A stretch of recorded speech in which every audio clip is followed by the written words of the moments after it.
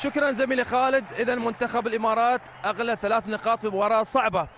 معي كابتن علاء زهرم، كابتن فريق المنتخب العراقي. نقول لك هارد لك كابتن علاء. أعتقد فريق المنتخب العراقي حاول، ولكن المباراة كانت جدا صعبة على الفريقين اليوم. اي بسم الله الاسم علاء عبد الزهران.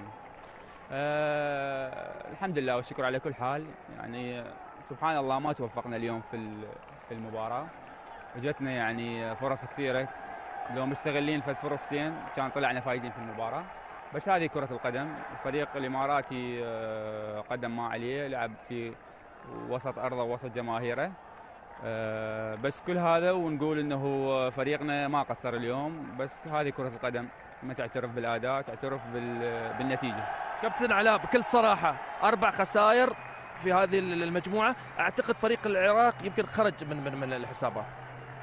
لا بعد يعني عندنا مباريات 3 مباريات في أرضنا.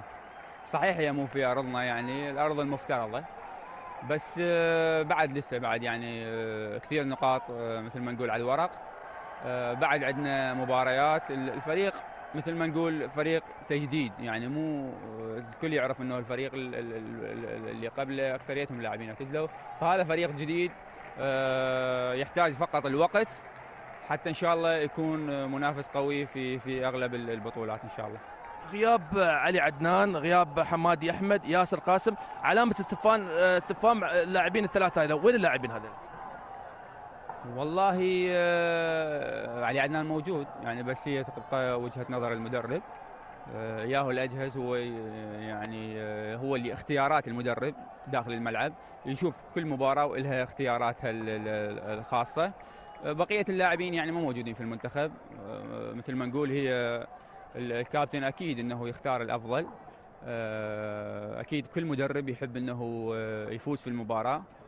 فمثل ما نقول كل الولد اللي موجودين بهم الخير والبركة، ونتمنى ان شاء الله بالتوفيق في المباريات الجايه ان شاء الله. يعطيك الف عافيه. الله يعافيك حبيبي، اشكرك. نعم، متواصلين.